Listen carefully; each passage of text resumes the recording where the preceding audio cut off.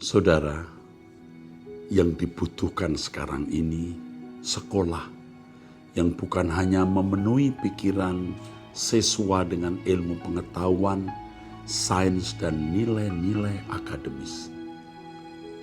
Tetapi sekolah yang mempersiapkan siswa-siswinya menjadi manusia Allah, man of God, yang suatu hari kalau mereka menjadi insinyur, dokter, pengacara, pendidik, pengusaha, dan lain sebagainya, menjadi orang-orang yang melayani Tuhan, melebarkan kerajaan Allah di bidangnya.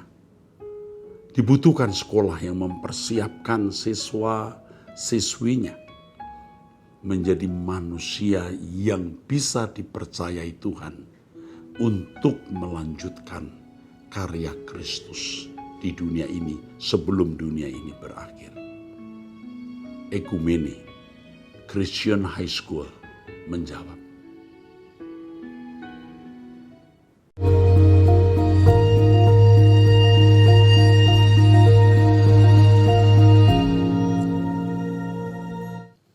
Kita masuk episode 543 ya, Abam. Dari wanita usia 43 tahun yang mempermasalahkan nama Yahweh. Ia mendengar suatu hari Tuhan bicara bahwa namanya Yahweh. Dan Yesus adalah Yeshua HaMashiach. Dan katanya dia mendengar bahwa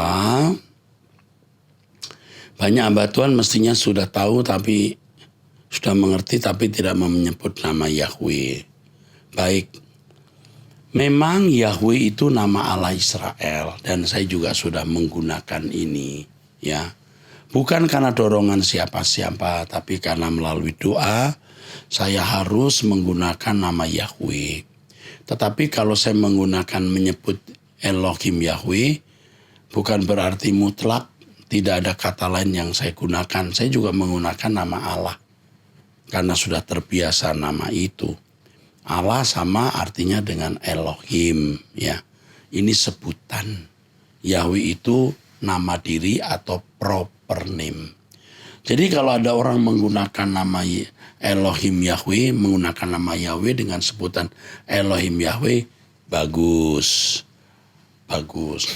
Kalau orang masih menggunakan nama Allah dan Tuhan huruf besar, T besar, U besar, H besar, A dan N besar, ya silahkan, saya tidak mengatakan sesat ya.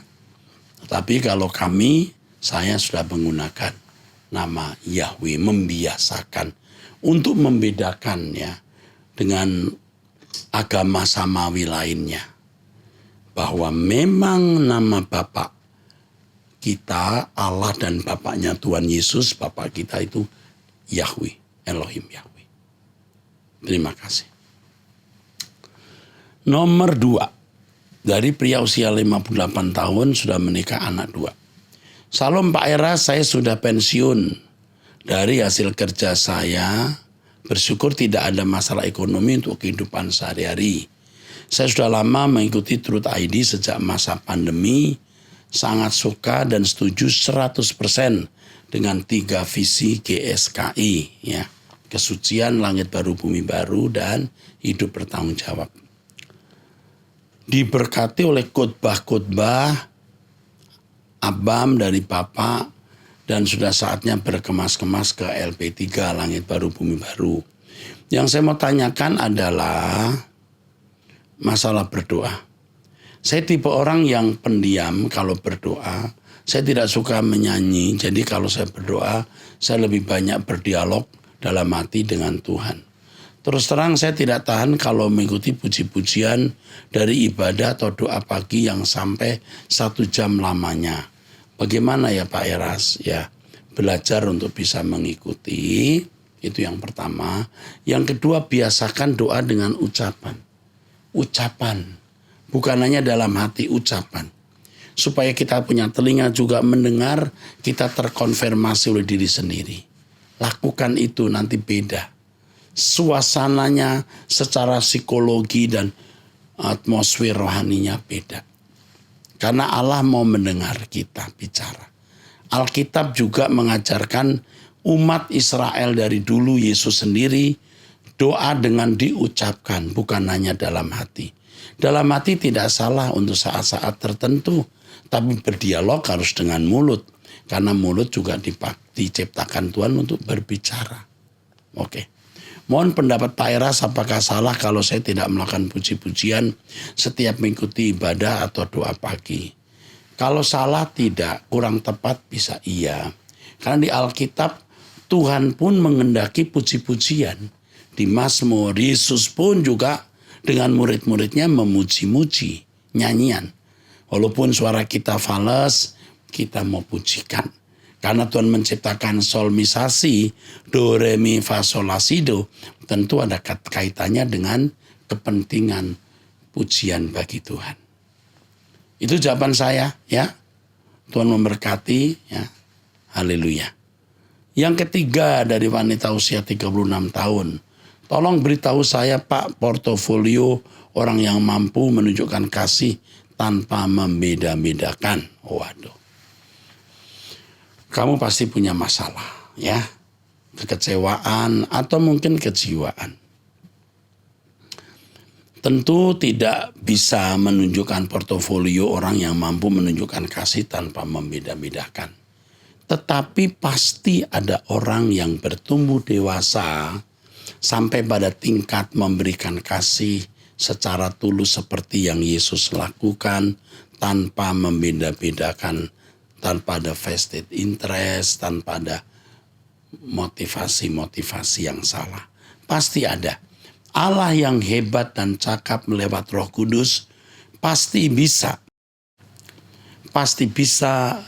membuat orang mampu melakukan apa yang dilakukan oleh Tuhan Yesus. Maka dikatakan oleh Tuhan Yesus bahwa dia menjadi yang sulung. Kalau dikatakan dia menjadi yang sulung, artinya ada orang yang mampu berbuat seperti yang Yesus perbuat. Jadi tidak perlu ya orang melakukan sesuatu untuk dilihat orang. Ya.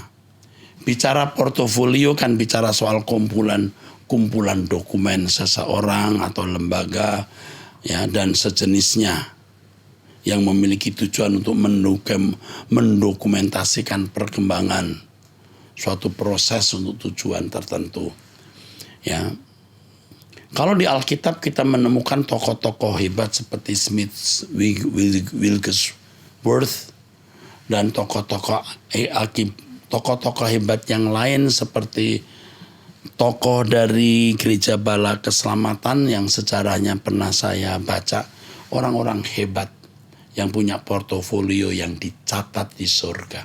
Saya juga punya portofolio, tapi saya tidak boleh untuk membukanya depan umum. Untuk apa? Biar portofolio kita dicatat, disimpan di surga. Terima kasih ya. Oke, kamu harus belajar banyak. Teduh hatimu, doa bersama saya jam 5 pagi setiap hari, mendengarkan khotbah saya, kamu akan banyak mendapat pemulihan nanti. Ya, oke. Dari wanita usia 27 tahun, ini pertanyaan keempat.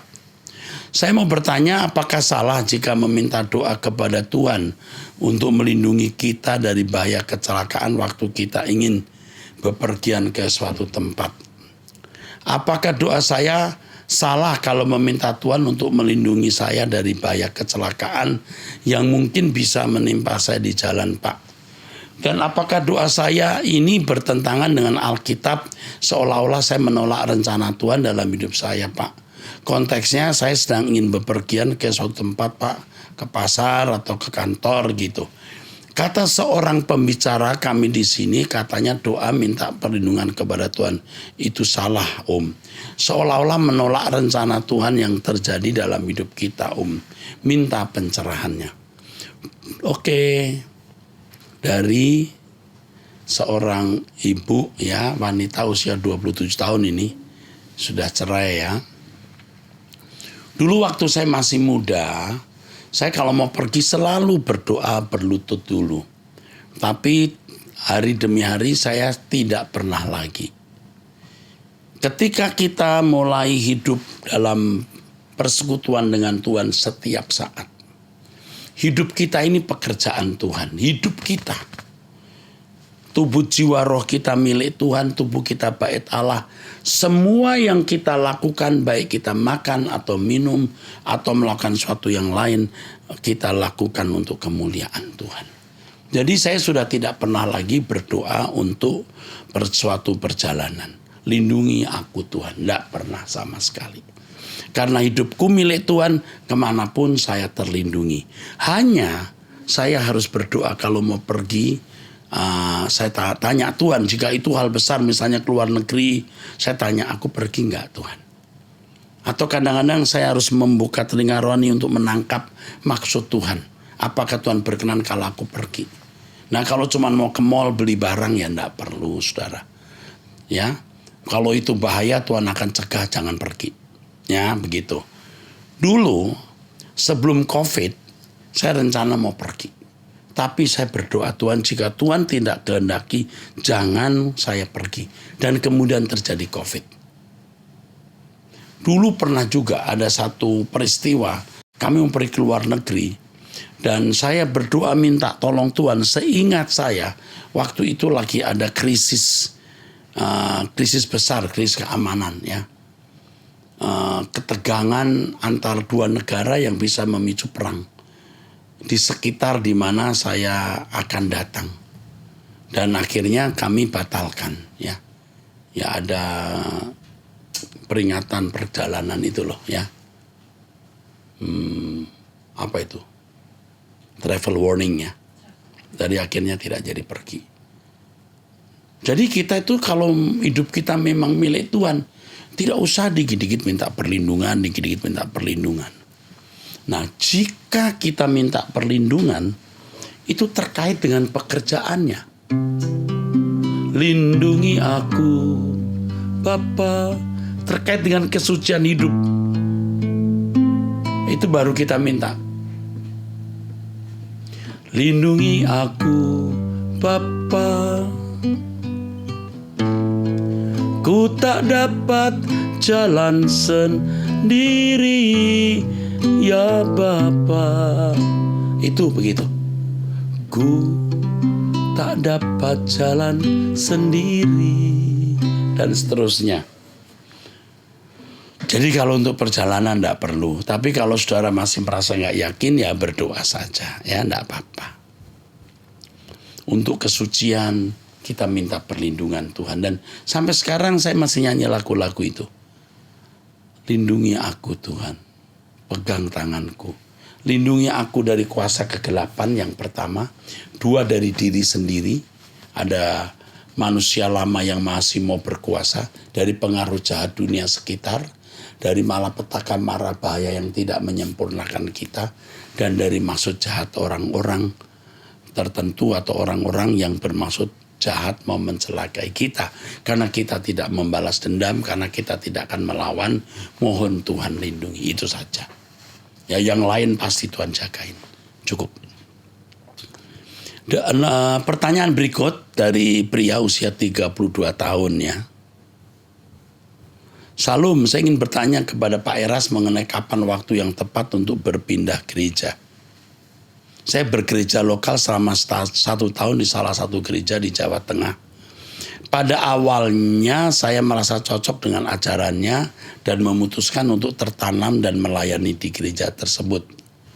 Seiringnya waktu saya memiliki pertanyaan-pertanyaan dan renungan dalam pikiran saya. Saya mencoba menanyakan hal tersebut kepada gembala gereja saya, namun saya merasa pertanyaan dan renungan saya tidak terjawab.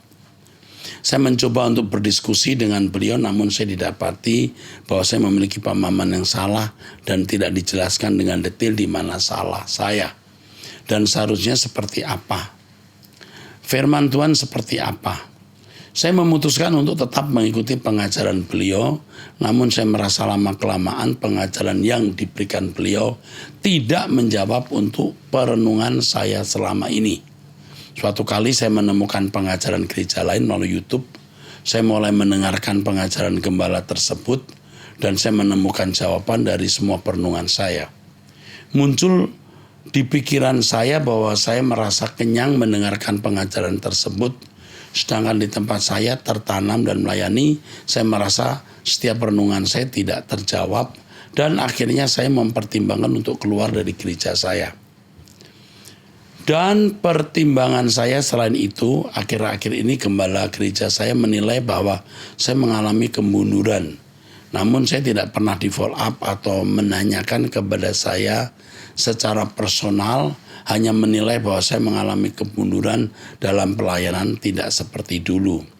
Sudah jelas karena Anda merasa tawar hati, Anda tidak bersemangat, itu dipandang oleh gembalamu sebagai kemunduran. Padahal saya ingin pemuritan dalam sebuah gereja yang dapat menjawab semua kebingungan dan renungan saya. Dan beliau sering menilai saya menurut tanggapannya sendiri, sedangkan beberapa penilaiannya itu bukan seringkali benar, tapi selalu salah. Yang pada akhirnya saya mulai kehilangan kepercayaan kepada beliau. Bagaimana menurut Pak Eras?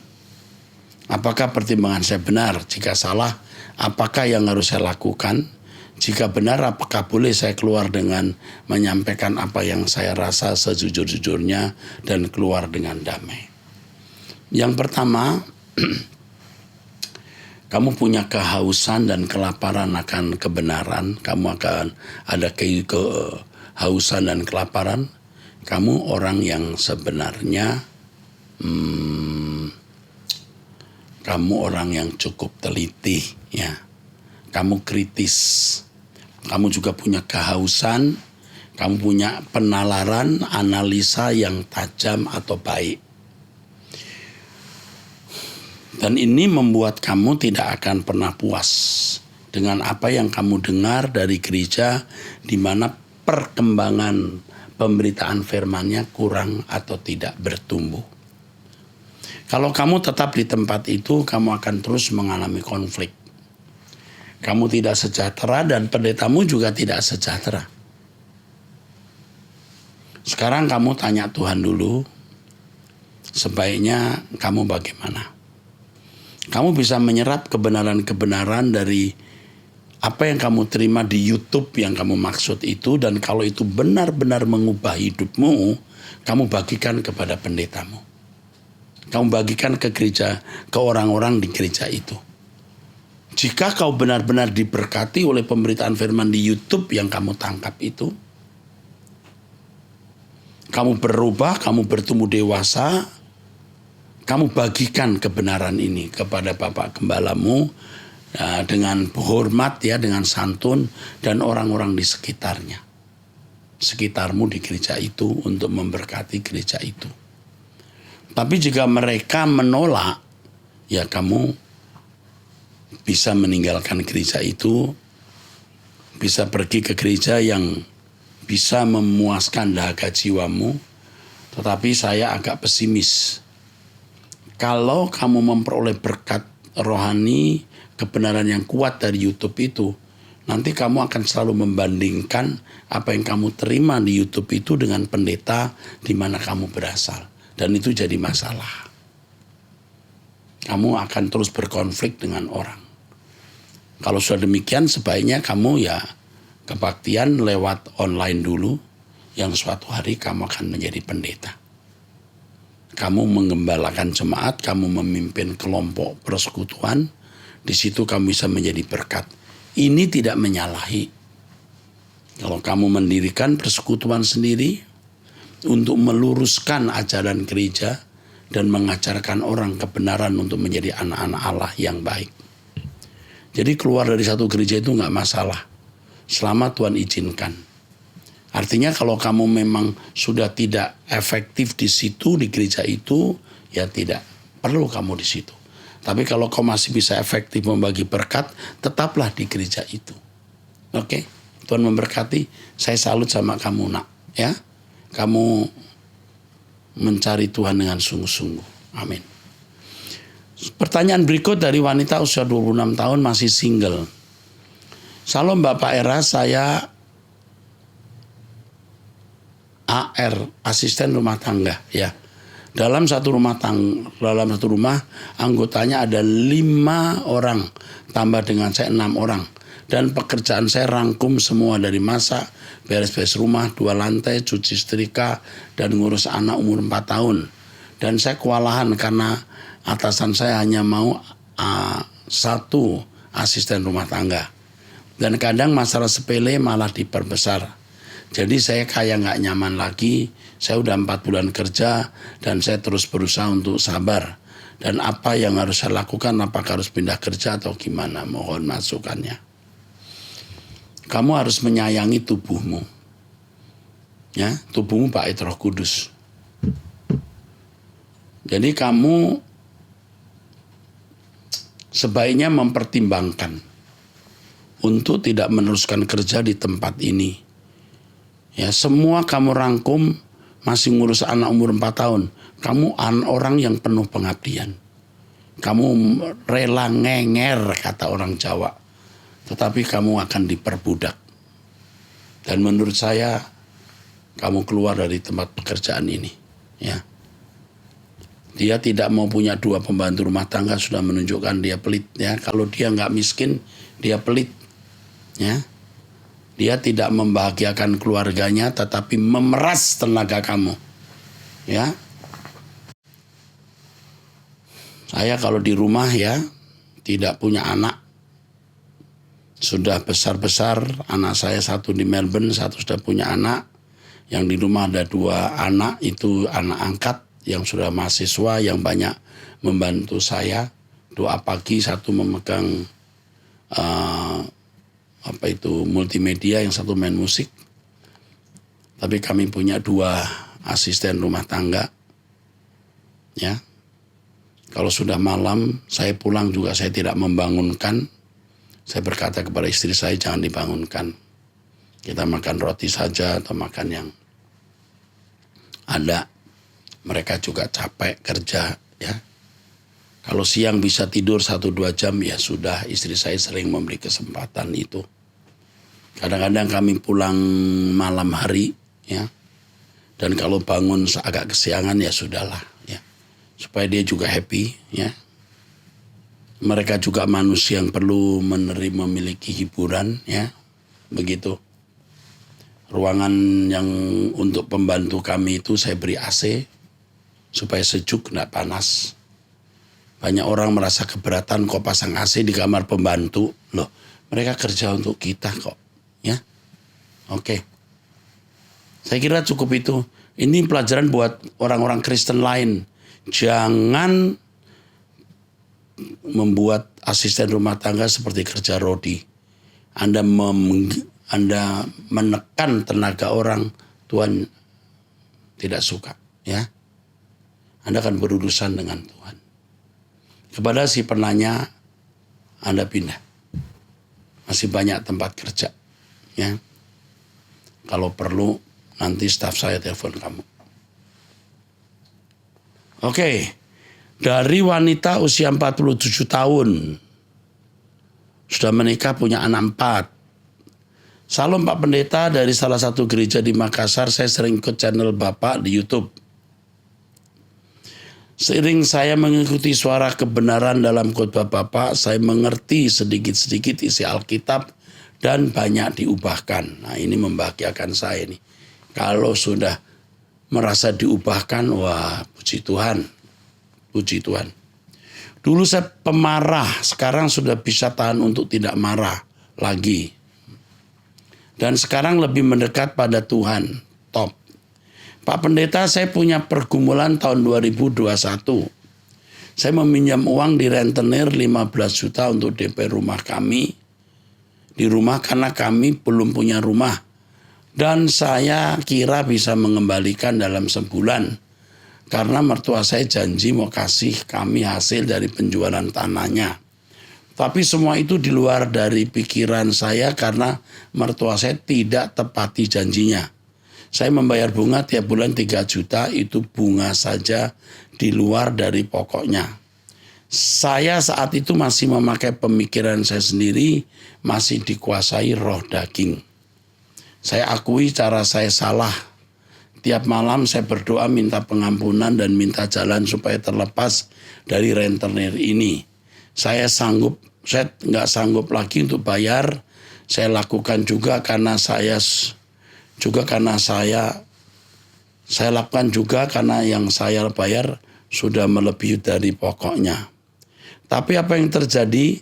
Saya didatangi, dimarah-marahi, diteriaki depan rumah saya sampai kata-kata yang tidak pantas dilontarkan. Dari kejadian itu saya sempat mau bunuh diri, Pak. Saya sudah putus asa saat itu dan malamnya saya buka khotbah Bapak di YouTube. Iman saya kembali. Pergumulan saya ini sudah saya ceritakan sama salah satu hamba Tuhan di gerejaku, tapi tak ada jawaban. Saya justru menyakitkan, tapi itu sudah tak bermasalah, Pak. Karena ini memang kesalahan saya. Saya mau tanyakan, Pak, apakah saya salah kalau tidak bayar?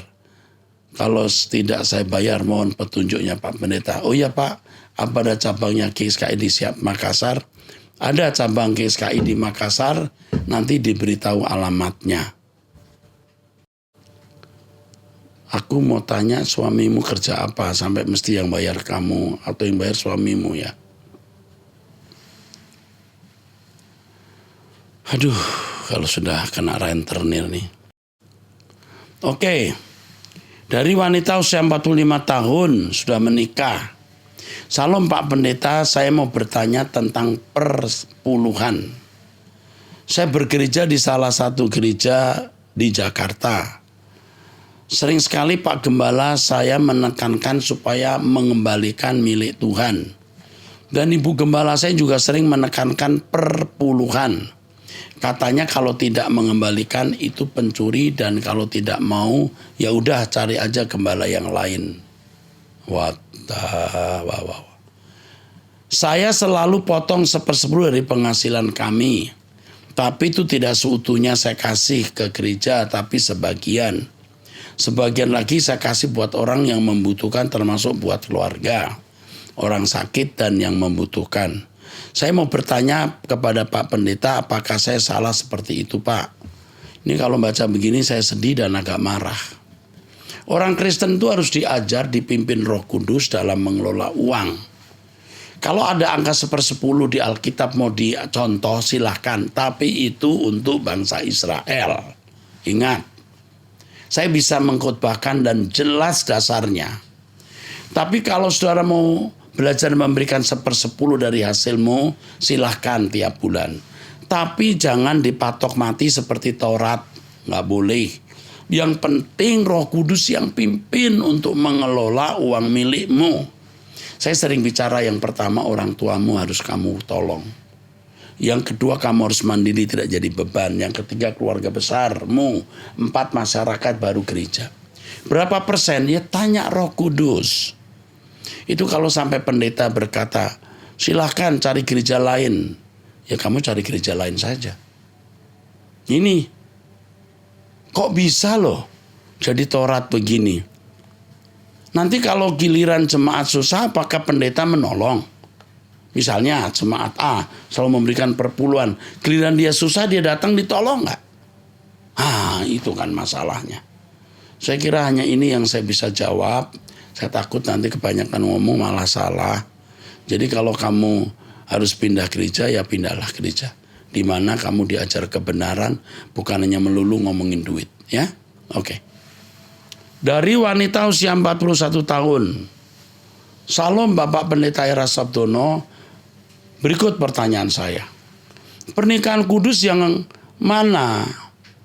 Maksud saya, pernikahan kudus yang mana sudah dipersatukan Allah, tapi dengan pasangan yang seawal sebenarnya dipaksakan. Pasangan seiman tapi tidak seimbang dan tidak sepadan dan tidak sepenuhnya direstui oleh pihak keluarga. Apakah bisa dibilang semuanya berjalan dengan seizin Tuhan, Pak? Jawabannya tidak, itu pilihanmu. Tapi kalau sudah jadi pilihanmu, kamu bawa kepada Tuhan, kamu harus bertanggung jawab. Paham? Kamu harus bertanggung jawab atas pilihanmu. Bukan karena keputusan salah yang memaksakan atas nama percepatan Tuhan. Jangan memakai Tuhan. Itu pilihanmu, ya. Bukan karena keputusan salah yang memaksakan atas nama percepatan Tuhan. Karena setelah berjalan pun pada akhirnya pasangan tersebut tidak menjadi berkat, malah menimbulkan banyak sandungan terutama pihak keluarga besar. Mereka hidup dalam delusi di mana keluarga kamilah yang justru menjadi ujian dan pencobaan buat keluarga mereka. Tanpa menyadari bahwa mereka sudah tidak menjadi berkat buat keluarga kami. Bahkan memberi banyak luka hati pada mama kami. Apakah yang seperti itu dapat dikatakan pernikahan kudus, Pak? Oke, bicara soal pernikahan kudus artinya pernikahan di mana kedua orang itu hidup di dalam kebenaran dan kesucian Tuhan. Selain kesetiaan suami istri, keduanya melayani Tuhan. Ya, jadi bukan hanya mereka tidak melakukan perselingkuhan. Oh, boleh tidak melakukan perselingkuhan, bisa dan memang tidak boleh membuat perselingkuhan. Tapi yang penting dua-duanya melayani Tuhan sesuai maksud keluarga itu diciptakan Tuhan. Bukan untuk membangun kerajaan sendiri, tapi kerajaan Allah yang dihadirkan. Nah, adapun pasangan suami istri yang atau keluarga yang ternyata jadi batu sandungan ini, ya tentu saja mereka tidak hidup di dalam kebenaran. Ya, sekali lagi jangan mengklaim pasangan itu kalau sudah nikah di gereja Tuhan yang mempersatukan. Dia yang memilih dan membawanya kepada Tuhan. Dan jika hal itu dilakukan dia harus bertanggung jawab. Bertanggung jawab untuk keluarga itu dan keluarga besar untuk jadi berkat bagi keluarga besar. Kamu kecewa dengan keadaan pasangan ini, tetapi jangan expect atau harap mereka menjadi pasangan yang memberkati. Kalau tidak, ya inilah hidup. Terimalah orang lain dan tidak menuntut orang menjadi seperti yang kita harapkan. Oke, sampai jumpa, Tuhan memberkati.